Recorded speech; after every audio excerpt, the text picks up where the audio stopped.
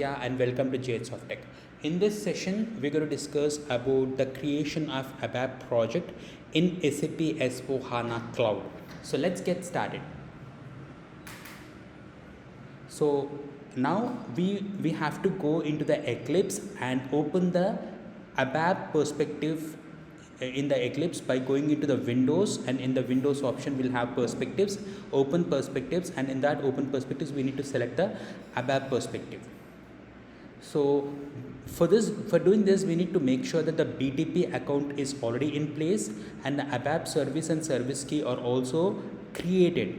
We need to install that, and if you have to know how to create the account in BTP and enable the ABAP services and service key, I will be explaining that in the later session. Now we need to install the Eclipse and we need to also install the ADT, ABAP development tools, using the help.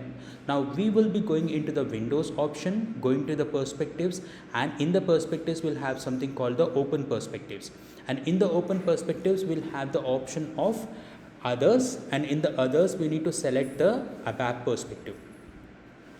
So in the ABAP perspective, once we select that, we'll be opening the ABAP development perspective.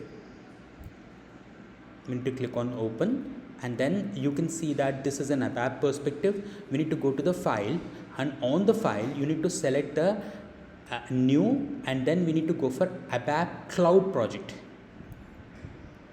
After clicking on the ABAP cloud project, you need to go ahead and select the use a service key, and this is a service key we should be generating at the BTP free trial level, and I'll be, as I said, I'll be explaining about that, how to do that in the next session.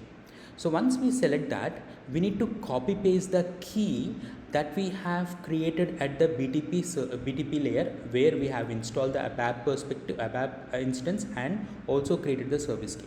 Once we do that, once I paste it, we need to go for click on next, and after clicking on next, we need to go ahead and open logon page in browser.